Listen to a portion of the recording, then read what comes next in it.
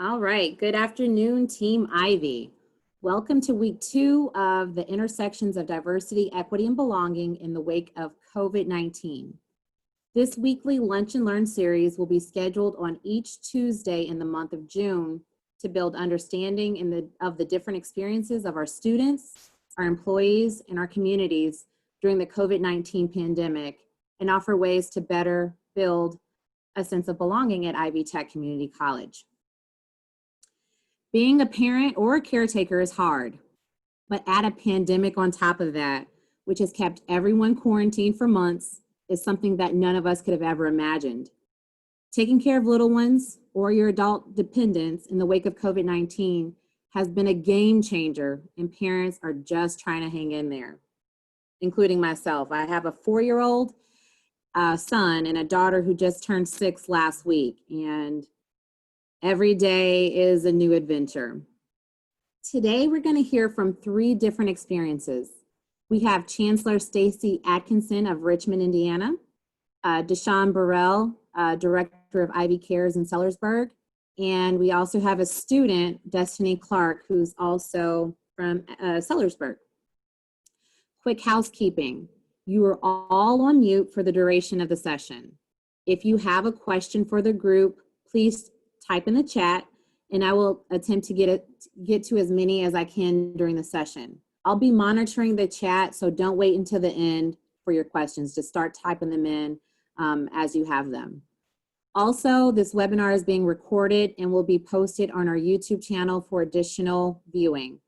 If you were in our session last week, or if you didn't get a chance to join us last week, that session is also on our YouTube channel. Go to YouTube.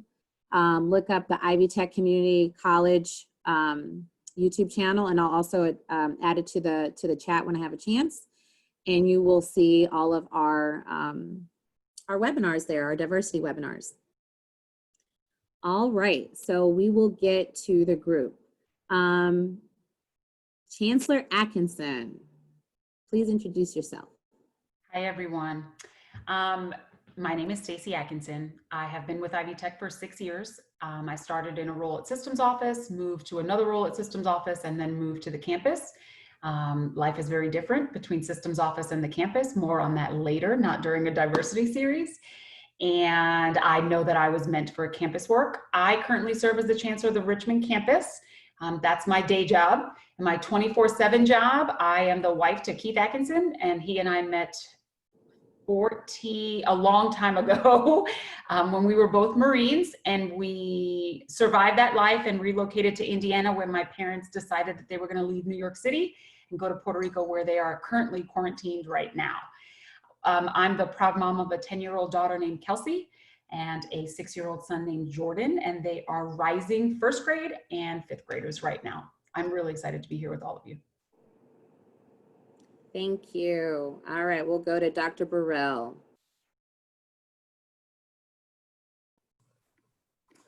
Hi, everyone. Dr. Deshawn Burrell. I am the director of the Ivy Care Center on the Sellersburg campus. I am a native of Kentucky. I was born and raised in Lexington, Kentucky. So anyone ever heard of the University of Kentucky Wildcats? That's my dad's team, not mine. I am a proud alum of the University of Louisville, so I am a Cardinal.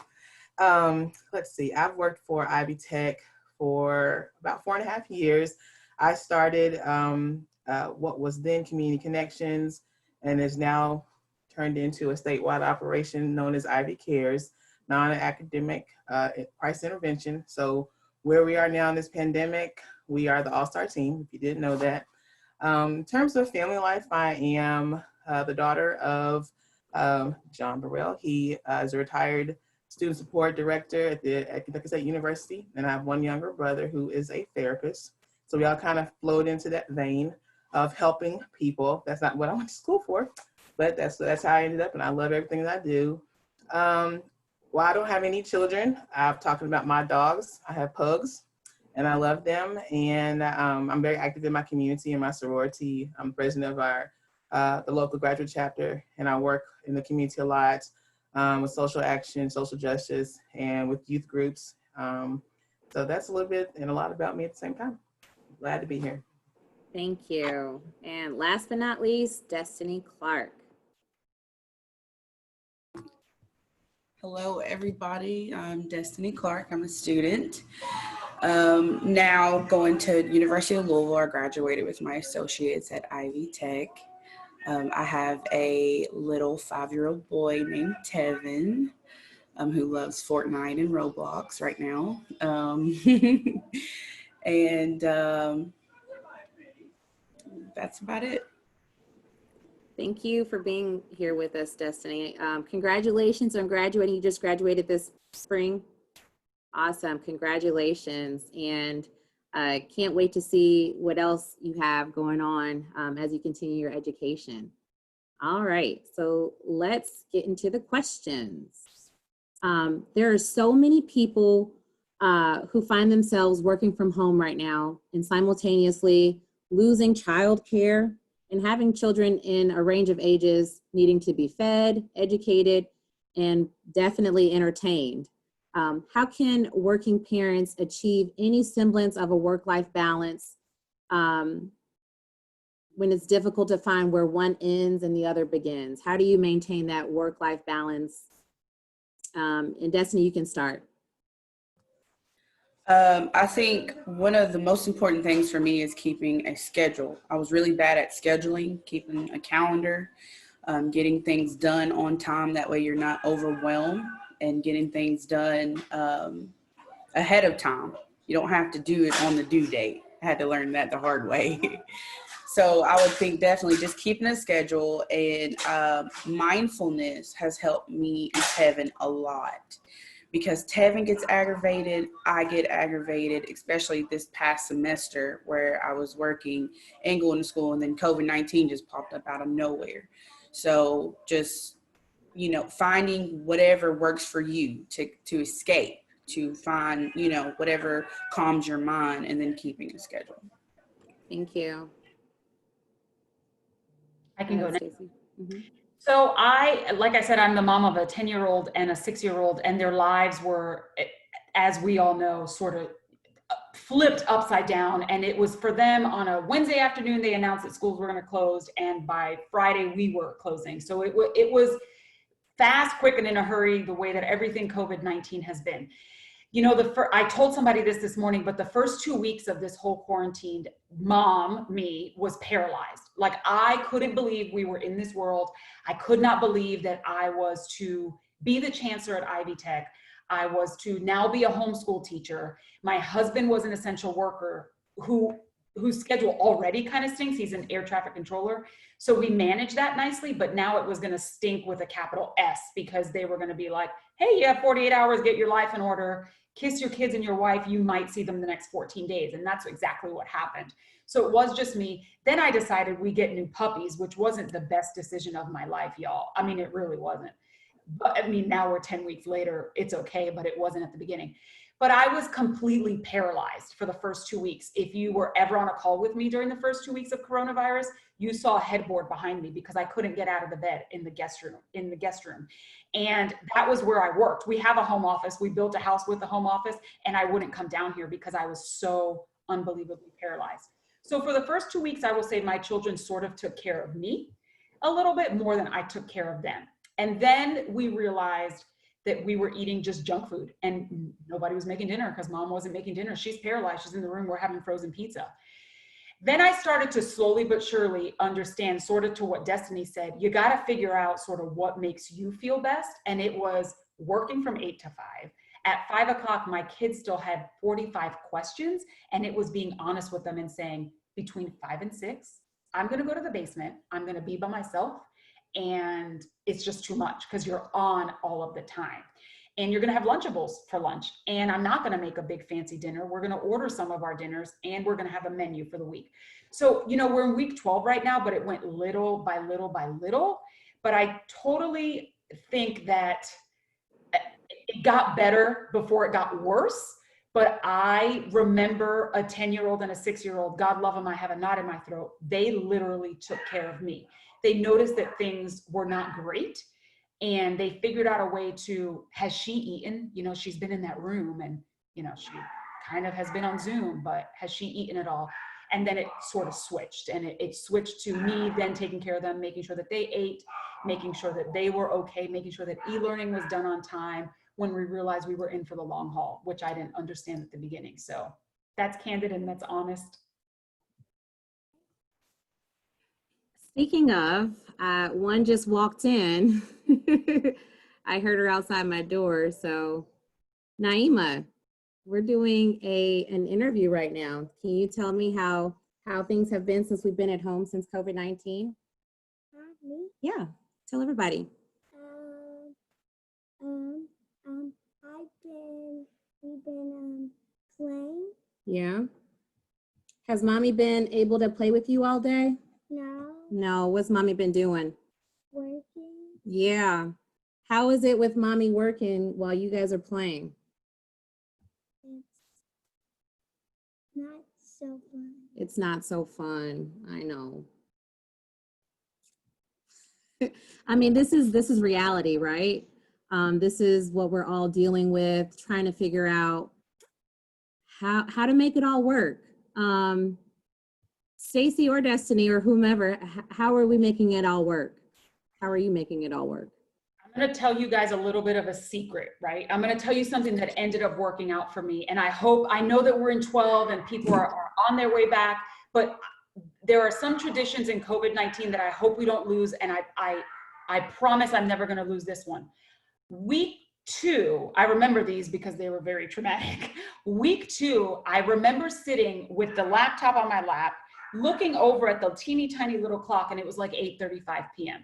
And I was still working. And I thought, if I started at 7:30 to 8:30, that's a lot of hours, you know?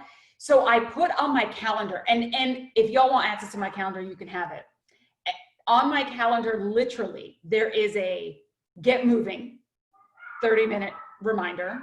There is an eat lunch. Denisha can tell you this actually, because I screenshot something to her the other day and she was like, man, good on you, because I wasn't eating. So it was like 7:30 straight to 8:30. And it was like, man, I might as well go to sleep and do it again.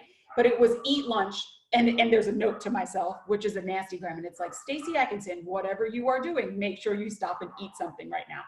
Then it's wind down. And I'll tell you that the wind down one at 5 p.m. is the one that is most important to me.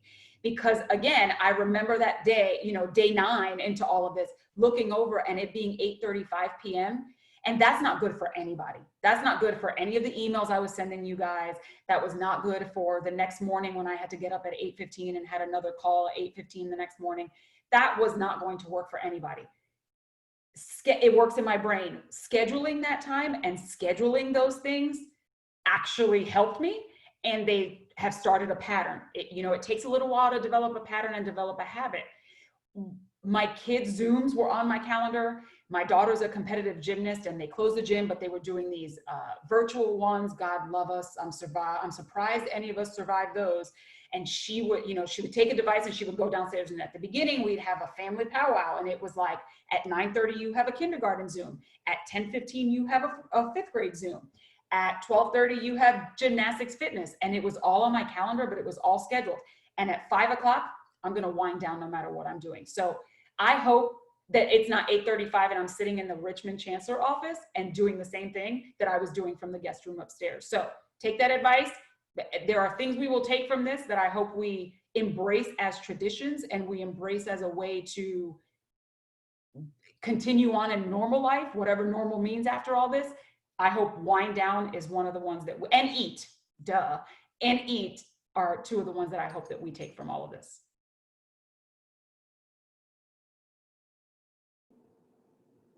Destiny, how are you making it all work?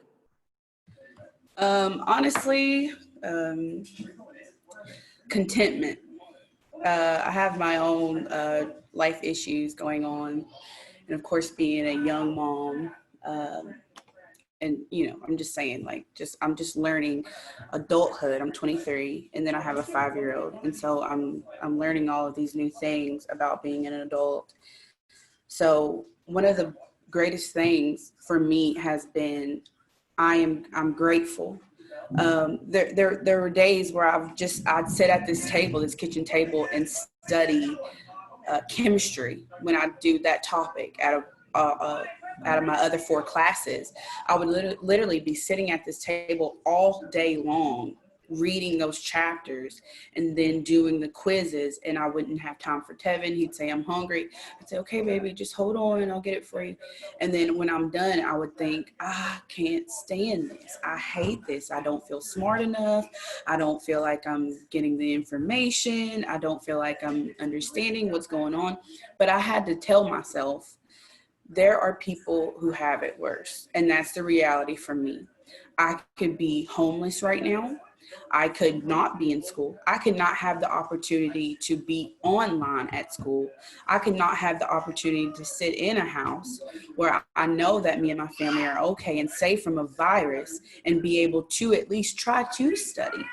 I'm in my right mind and I'm able to read. And so being content and grateful is one of the, and still is one of the biggest things for me. And I struggle with it because I find myself complaining. I complain a lot. I complain about my issues, but then I have to remind myself, Destiny, you have to be grateful. You have to be grateful that you're safe. You have everything you need during this pandemic right now. You have everybody that you need around you. You have a good support system. Regardless if they're not family, you have a support system. And so contentment and gratefulness, really. Those are some wise words from a 23-year-old, Destiny. We all have to remember to be grateful for what we do have. I mean, it's hard. It's hard to wake up and not complain about what we're going through. Just when my daughter came in here and said, it's not fun that mommy's up in her room working while I have to play or I have to do my schoolwork. Like, that tears me up inside every day. And there is no real thing such as work-life balance, right? There is no balance that creates, this equality, right? It's about what's important in that moment, right? So if I have something important for work, yeah, I'm going to come up in my room and do this Zoom right now. But as soon as this is over, I have to prioritize my kids.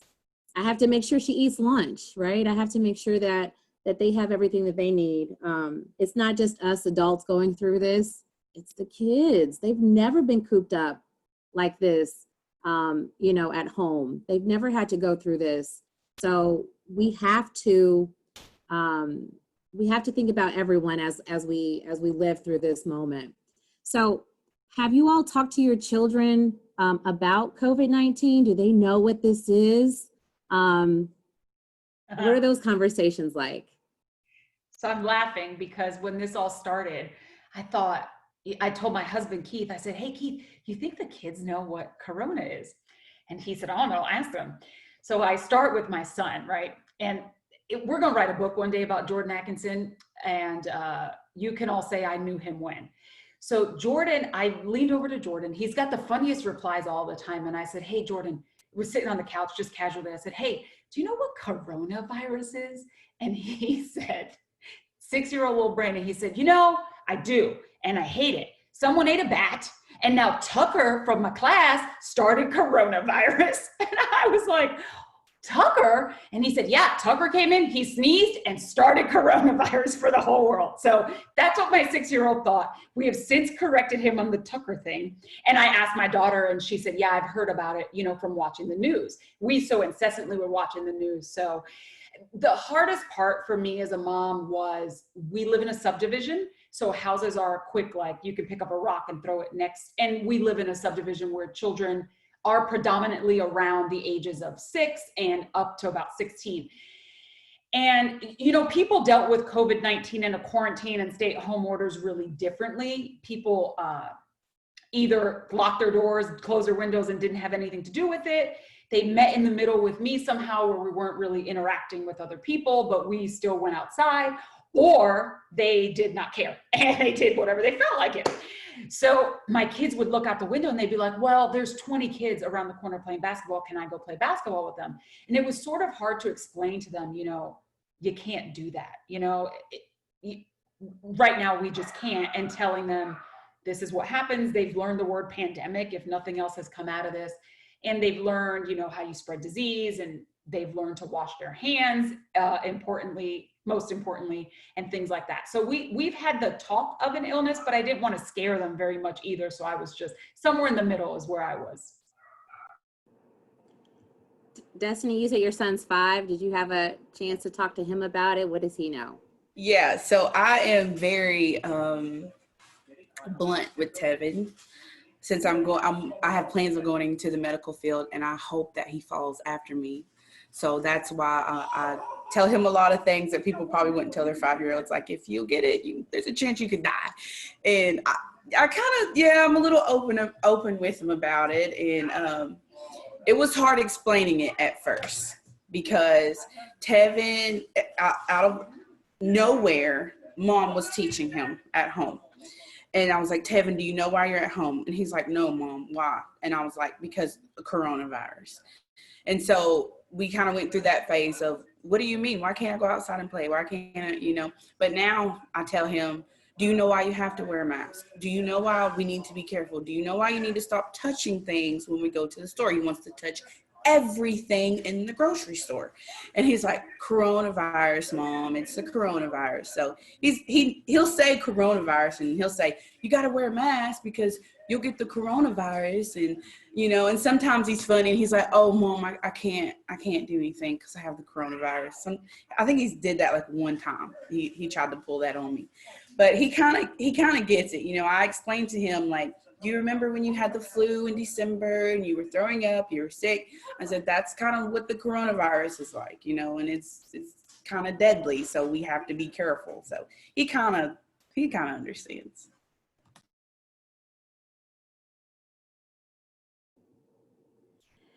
Yeah, my kids went through the same thing. I'm also reading the comments. Jessica Farrell said that she's grateful that the elementary schools have had great conversations with our children and students before transitioning to e-learning. Many teachers have completed their associates with Ivy Tech. It's true, we've also had to rely on our teachers to ensure that our children, knew how to wash their hands properly. My son, he's 4. Every time he goes in the bathroom, he's saying his ABCs as he's scrubbing. We, as much as we can glean out of this, the good things, I think we should with us. But along the same lines of talking to your kids about difficult things, as our country grapples with racial injustice nationwide, have you also discussed these issues with your children? And we can start with Stacy. So I grew up in New York City. I am the daughter of 2 Puerto Rican parents. My parents did not speak English at home. It wasn't until I was in 3rd grade that I learned how to speak English. So English is not my first language. I married Keith Atkinson, who grew up in Pendleton, Indiana, with 1 Black kid in his high school class. So our racial diversity experience was very different. Keith and I came from 2 very different places, and it started with him. It started 13 years ago when we were first married, and it started with going to New York and him getting Rosetta Stone, and so he can communicate with my parents and my sisters. We have 2 children. We have Kelsey and Jordan, and they're 50% Puerto Rican and 50% white. And they both identify as white. We live in Hamilton County. We live in Westfield, Indiana right now. And it's easy to identify yourselves as white. And I have always found it my moral obligation to, 1, ensure that they don't forget that, they have Hispanic culture. And that's where their mom came from. And, if nothing else, it looks different the way that it did for me in an apartment building in New York City. So we've always had very honest conversations about race and the difference. One of the things that I've changed in the last week and a half with my children is that, candidly, once upon a time, I thought it was enough to raise children who were not racist. I thought it was enough for me to say, I'm getting choked up. It's been a really long week, y'all. Once upon a time, I thought it was enough to make sure that my husband and my children didn't grow up to be racist. And I thought that I was doing the right thing. And I think that I was, and I think that I've raised a 10-year-old and a 6-year-old who understand the differences in people, and they understand how to embrace that. I've learned very quickly that it's not going to be enough. and that it is not enough to just be non-racist anymore. We must be anti-racist. And that's the message that I carry with myself, beginning through this whole thing and what's happening in our world right now, that they must not only be non-racist themselves, but they must also stand up when they see racism or they see racial inequities or they see something different, because they have privilege. My children have privilege, and they must own that, and they must understand that they have privilege and that the things that they say are spotlit. You know, there's a spotlight to the things that they say, the way that they act, and their behavior. And it matters to me, and it matters to my husband, thankfully.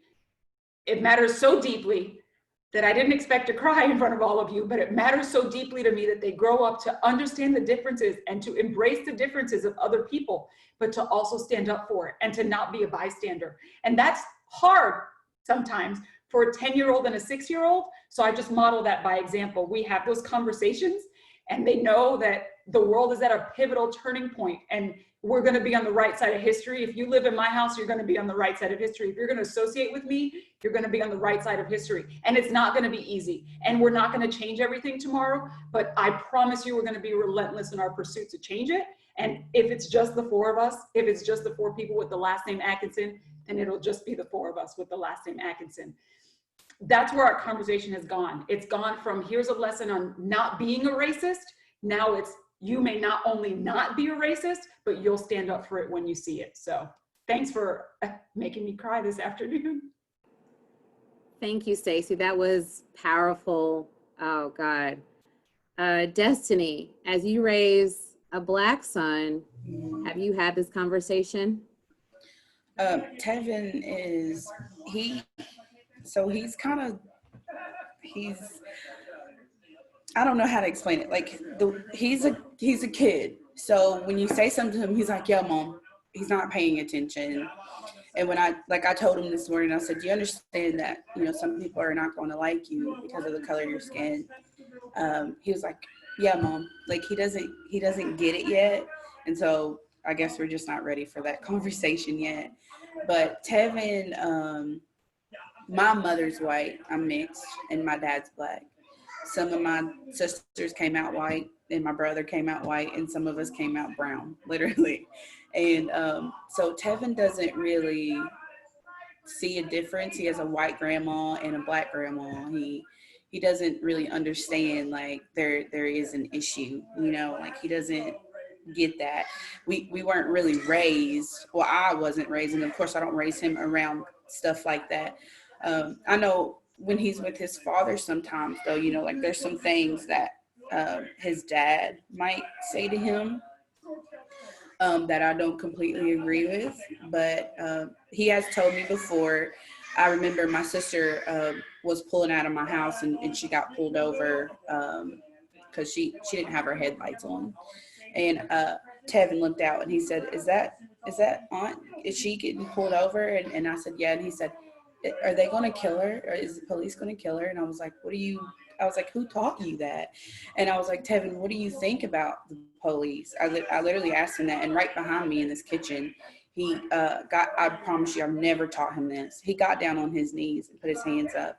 And he said, hands up, don't shoot me. I just want to go home. He was 4 years old when he did that. He was 4 years old. I don't watch that content in my house. I watch sermons and Planet Earth in my house, and he watches Roblox and Fortnite. I don't allow certain things in my house, but he is experiencing those. His African father, you know, who is around the rest of his side of the family, that where there's no white people, you know, and he's learning these things, and he's coming home with these things, and I'm not sure how to explain them to him, because I grew up in Eastern Kentucky. I grew up near Pikeville. I didn't even know what a gang was. Yes, I grew up in Mac Roberts, Kentucky. It's about 30 minutes out from Pikeville. I grew up in a holler. And when I came to Louisville in the 8th grade, people were talking about Bloods and Crips, and I said, what is that? What does that mean? I did not know any of this language. I was sheltered. I probably had one experience being the only Black girl in where I was honey, please stop. Being the only Black girl in my school and where I lived in my little town, I probably had one experience with racism, literally, and it wasn't even that bad. I mean, I'm not trying to put racism on a scale, but I didn't get called like the N-word or anything. Somebody was just mean to me, you know, and calling me a brown girl. That's it. I didn't really experience the things I've experienced living here in Louisville, you know, so it's hard explaining it to Tevin and the things that he sees. And I just try to teach him, like, love is more powerful than the hate. And you have to put it in your mind, you know, to love that person, even hates you. That's what we go by in this house. I tell him love wins. When I experience racism, even now outside of my home, when I go out to the stores, when things happen to me, like, for instance, I went to Kroger to get some magnesium citrate, I believe. I think I said it right. I was told that helps with gas in your stomach. So I get gas very often. So I went to Kroger to find that. And I remember asking the attendant to help me find it. I was in the Kroger on Westport Road, right there by Ballard High School. No, not Ballard. Yeah, I think it is Ballard. And I remember the attendant telling me, oh, it's right here, but you can't clean your system. Like, you can't flush drugs out of your system with it. And I looked at her and I said, I don't do drugs. And I walked away. And I had to whisper to myself, love wins. Love is powerful. Love is more powerful. It wins, not hate. So that's just kind of what I teach Tevin. You know, we don't really experience a lot of differences in our households or when he's with my side of the family, because once again, it's mixture. Everybody's black and white, literally. And if they ain't black or white, they're light skinned. It's just a mixture of all kind of stuff. But I just kind of I'm very open with him. I'm very honest with him. I don't sugarcoat anything. I let it be known. Anything he asks me, I tell him the truth. And we just kind of go at it one day at a time. And that's all we can do, one day at a time. We're living in some unprecedented society right now. You know, who would have thought that we'd be home quarantined for months and also experiencing a national spotlight on racial injustice at the same time. So as we're trying to balance all of these things in our day-to-day, in our minds, in our hearts, how are you all keeping your mental health together? And let's start with Dr. Burrell. You haven't had a chance to talk yet. So keeping my mental health together, I try to limit the access to television. I have several friends that will just send me text messages anyway about what's going on. Our governor, Andy Beshear, we call him Uncle Andy. We all became family. During this pandemic, you get to see how he was planning to assist us through this pandemic here in Kentucky. And my academic background is biology and epidemiology, so I know all about this. I know about diseases and viruses, and so I try to approach it more pragmatically, more realistically. Not just say it's just this one thing I have to worry about. I kind of kept reassuring myself that there are contagions all around us, colds and things of that nature. And just try to focus on how can I just utilize the things that I learned, universal precautions, wash your hands, stuff like that, keep your hands out of your face and your mouth, to just create a new normal, or I won't say new normal, maybe a more focused new normal. Just be very conscientious about what I'm doing. I was not, Stacy, I was kind of person that I didn't hunker down. And then I wasn't out, out in the streets all day either. I try to limit myself to maybe once or twice, going if I had to go to the grocery store. I like to walk. I like to go outside. I like to go to the Goodwill. I'm a thrifter. I like places like Bros and Club Factory. I would just go just to see what they had, put stuff in my cart, and then I put it back, or maybe buy one thing. So that was what I did, like just to kind of kill time and just to kind of see what was out there. So obviously I couldn't do that. So I just found other ways, walking outside. I started gardening more, started redecorating my house, being in the house.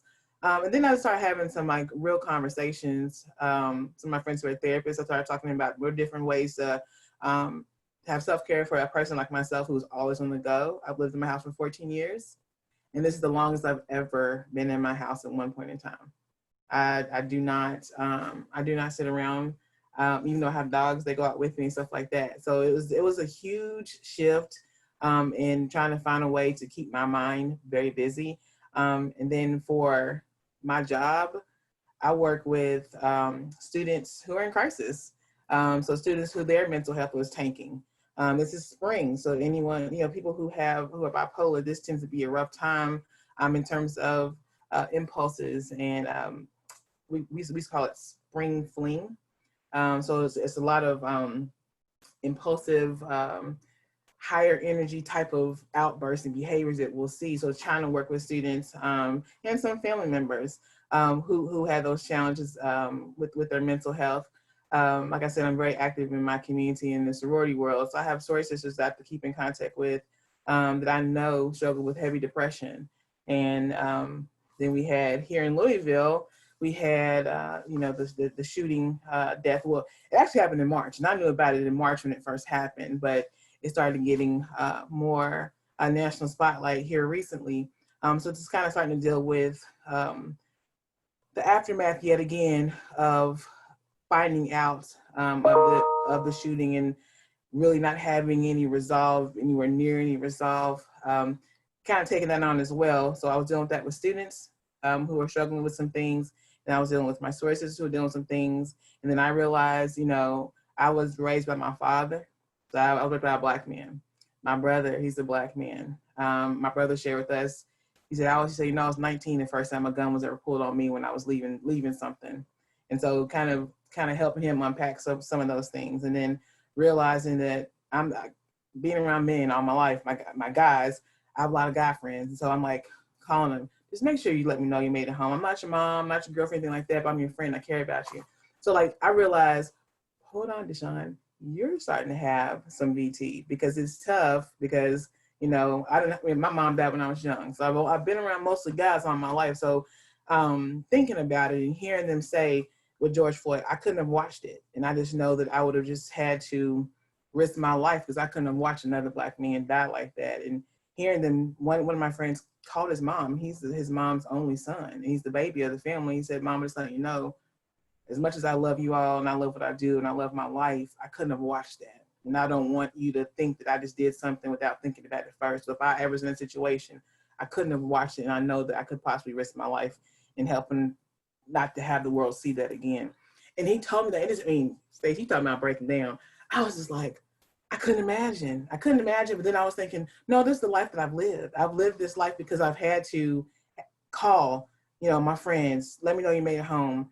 I'm still very close to my ex. We're not together anymore, but talking to him, yo, you're a big Black guy. You drive a really souped up Mustang and it's black on black on black. You don't live in a bad neighborhood, but you definitely live in a neighborhood where there are things that happen that you can be wrongly accused of doing. He used to live in the eastern part of Louisville in J-Town, which it's typically, in theory, a safer area to live in.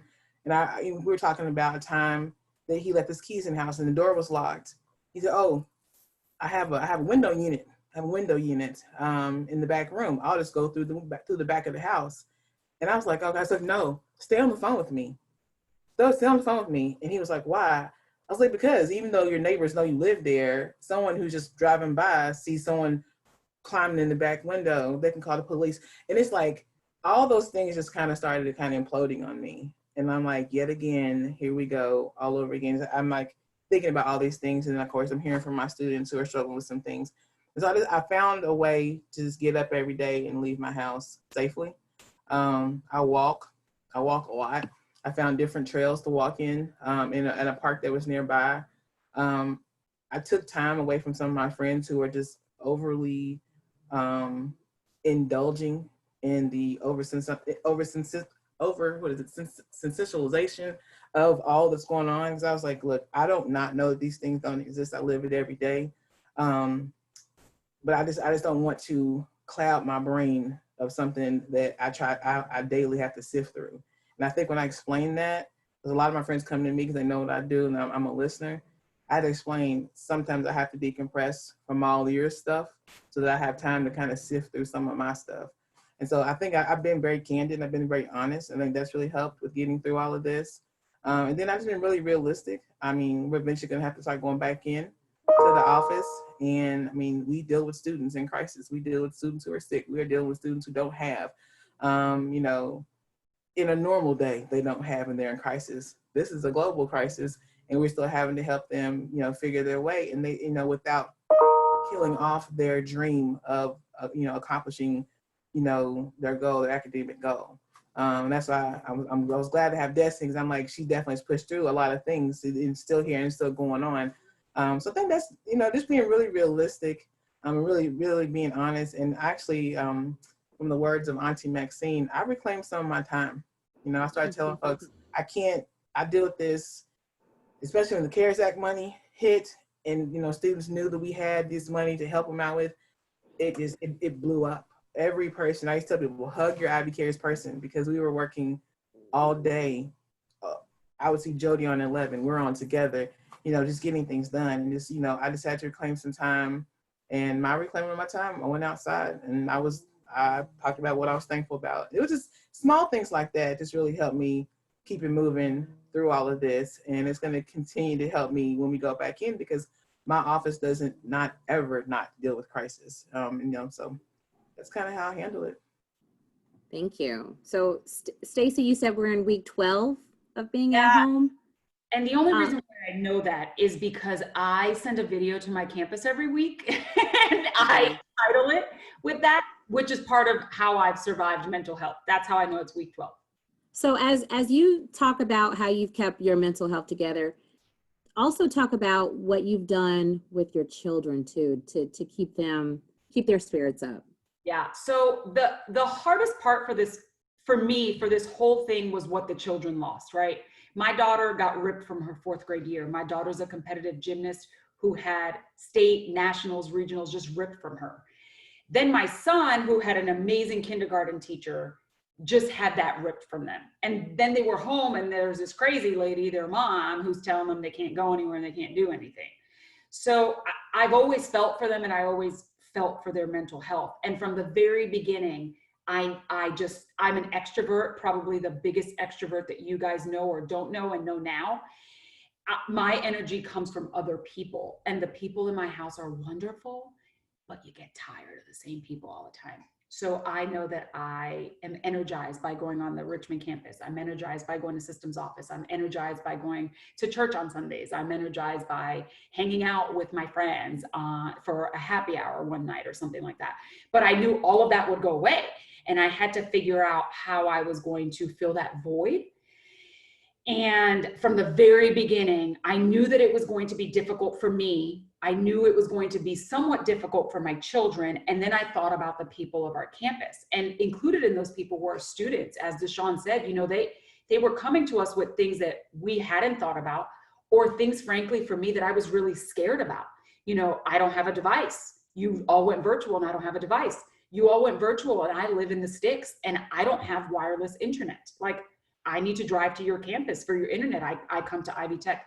Those are the things that used to keep me up at night. Like, if we close our doors, the equity balance for our students is going to be so large. And I worried about all of that. And we're in week 12 and things have gotten a lot better. They're not perfect. They've gotten better. We're all just sort of doing the best that we can. For me, it was, come on, Kelsey, my daughter, we're going on a walk. And my son hated everything about a 2-mile walk. I say 2 miles because we knew the route 1 mile out and 1 mile back. And it did something magical to her and I, because the things we talked about, I don't know that we would have ever had those conversations if we didn't have that walk. So we would make Jordan get on a bike and he would ride his bike next to us. But we did that. And it was like our goal for the day. Like, hey, Kels, I'm done at 4:30. We need to go on our walk. Or mommy has a late night. I'm done at 6. We need to go for our walk. Or it's going to rain today. What can we do instead? So the mental health for me was get the little bit that we could, getting out and doing that. You know what I dropped really quickly? This is going to sound really dumb, but I was an avid, watch. I ate a lot, but I watched what I ate. So eating a lot meant I ate a lot of celery and I ate a lot of carrots and I made chicken and beans every night for dinner. And I dropped that as like it was hot, y'all. I can tell you how every Oreo flavor tastes right now because I've ordered every single package of Oreo that Target has and will put in a bag and let you come and pick up to drive up. I promise you. And the tiramisu ones, y'all, are my favorite, in case you didn't know. I dropped that because it was one more thing that I would add to my life that I would have to worry about. And I was like, no, I'm not doing it. Now, the downfall is the 10 extra Corona pounds, right? But in my world, you just deal with that later. Right now, we're just trying to survive. And you just drop the things that are not important to you. And that was one of the things that wasn't important to me. And my kids, you just have honest conversations with them, right? And you just sort of check in with them a lot. And talking made them happy, and talking through it. And hey, I'm dealing with the same thing you're dealing with. No, I wasn't going to get on a beam at nationals, but I was going to come and watch you. And I'm really sad, Kelsey. And I never minimized their feelings. They mourned playing basketball with their neighbors next door. And I just understood that. And I tried really hard to talk through all of those things. And I'm not perfect. I just tried really hard to talk through it. And I tried my best. And we're okay now. Week 12, we've gotten into this new routine, and we're slowly but surely, there's a light at the end of this tunnel. Slowly but surely. That's what we're all focused on. What can we do? What can we do? So we've talked about personally what we've done at home with our own kids, with our own families. Dr. Burrell, can you talk to us about what resources do we have as an institution to help our students who are also parents cope with our new realities? Yes, absolutely. So one of our greatest assets right now, we've actually had it for maybe about a year and a half or so, is Ivy Assist. And Ivy Assist is a virtual platform, search engine that is backed by Aunt Bertha, that we as a system, everyone put in, our community partners, our single point contact individuals at these different agencies, different organizations that offer us various types of assistance. So anything from food insecurity to mortgage, rental assistance, utility assistance, mental health, you name it, we probably have it in there. And if we don't, there's always an opportunity to tell your campus Ivy Cares representative about something that you may have come across. I recently came across Southern Indiana Pro Bono. We're working on getting some expungement or launching an expungement program for students, helping them to clear their record up so they can have a greater chance for higher wage jobs.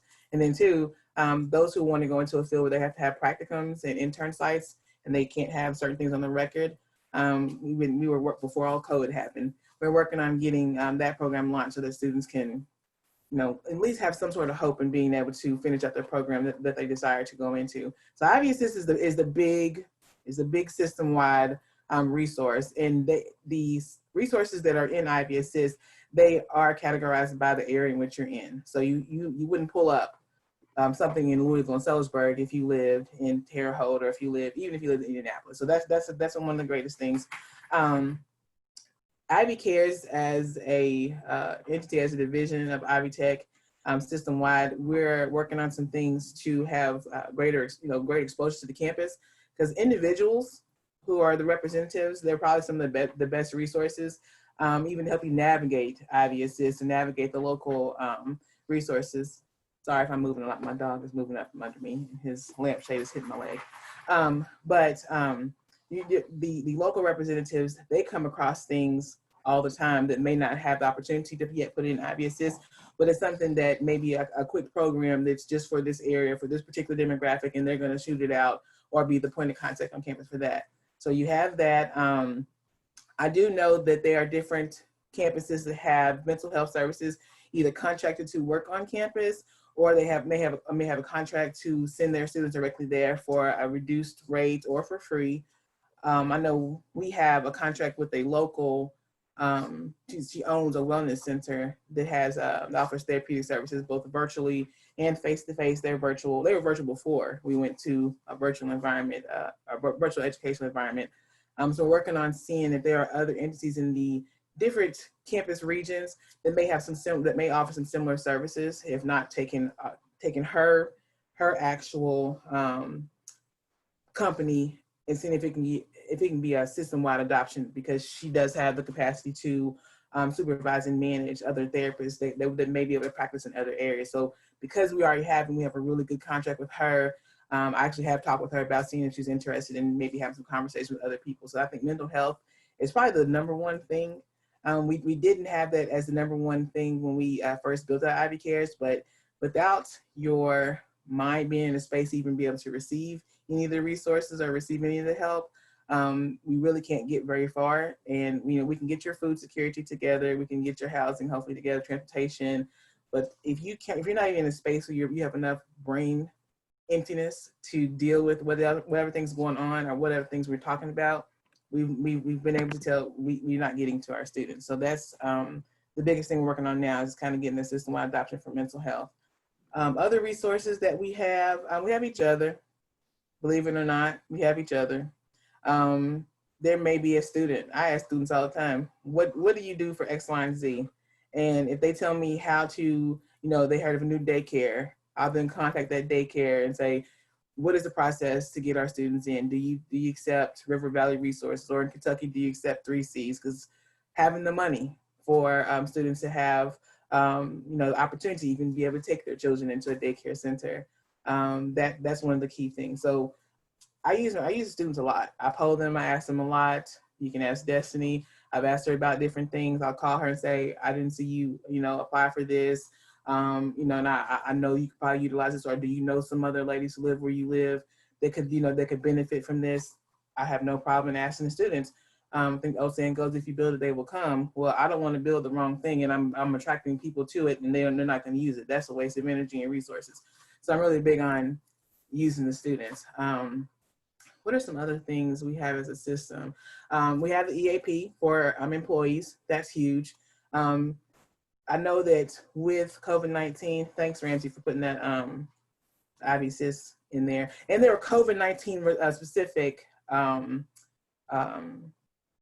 Ivy Assist items, Ivy Assist resources in there. So that was key. And then you have the Ivy Cares website. So letting students know that if there's a disruption in campus operations, there's money that has been given to us through the Department of Education, through the CARES Act, came through the feds, that we've been able to give to students to assist them through things. So I know we've given students money for computers because the campus is shut down, they can't get the computer lab.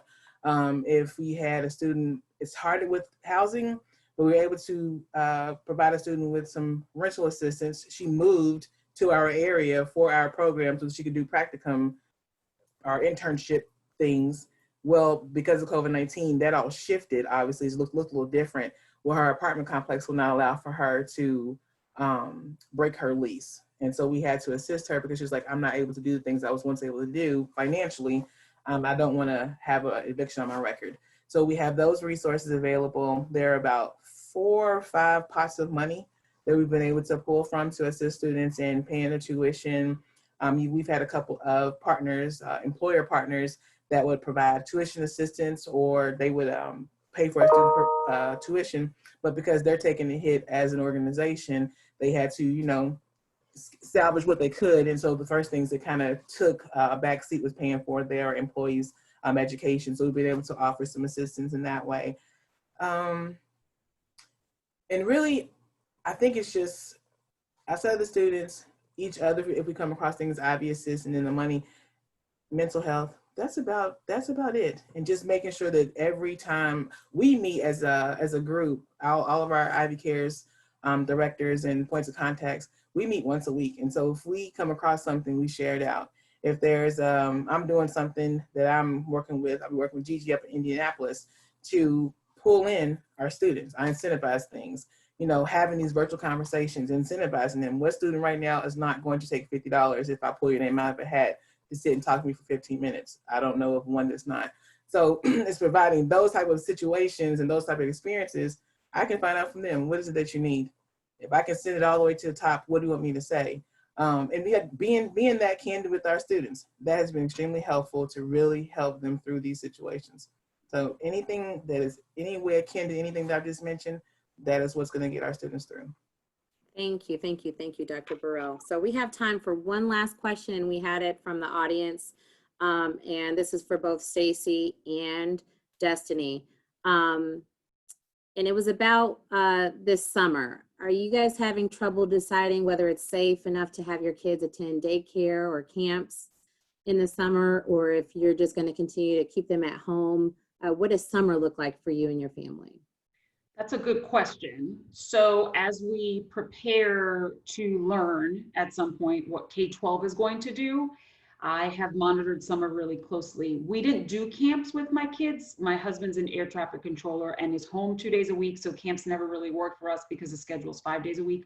We hired a babysitter, a high school student who used to come and hang out with them and take them to the pool or do something fun. And you know, she has been with us for so many years, we kind of made her part of our family. Her name is Cambry. Cambry will go to college. So this would have been her last summer. Additionally, in the midst of COVID-19, when I took on the role of chancellor, we made the decision to move.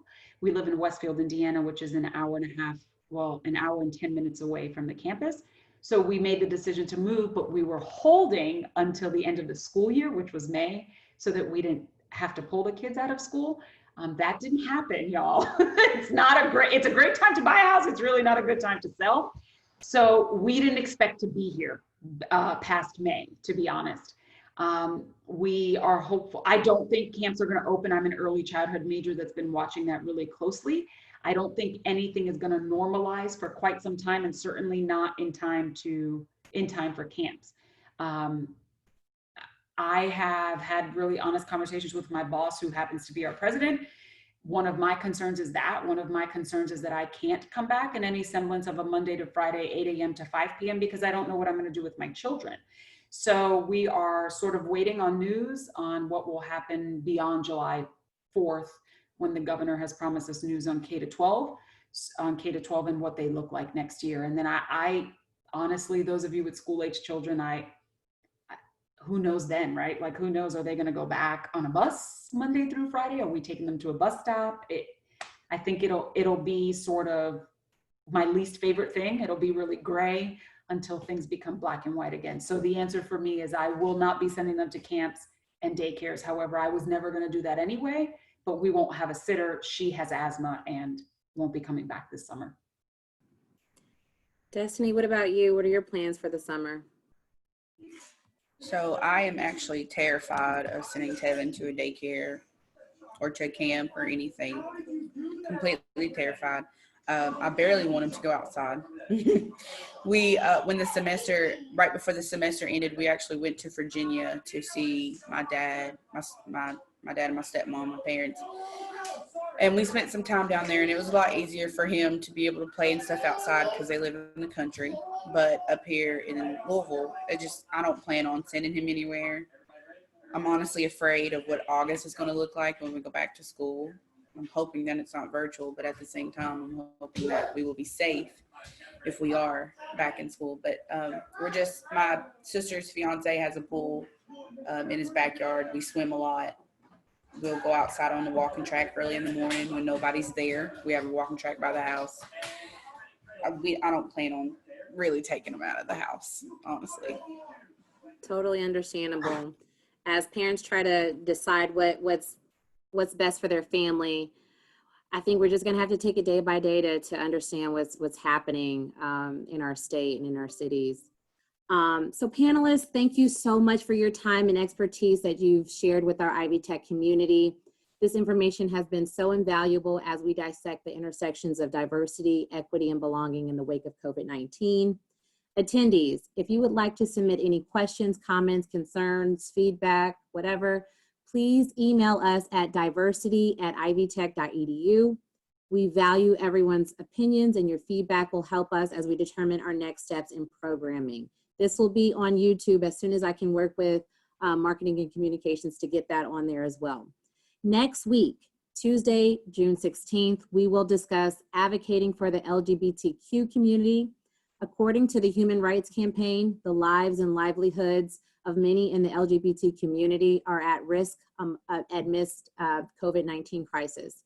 In addition to the greater risk of health complications this community may face as a result of COVID-19, LGBTQ Americans are more likely to live in poverty and lack access to adequate medical care and other basic necessities during the pandemic. Let's talk about it. All right, I will see you all next week. Thank you so much.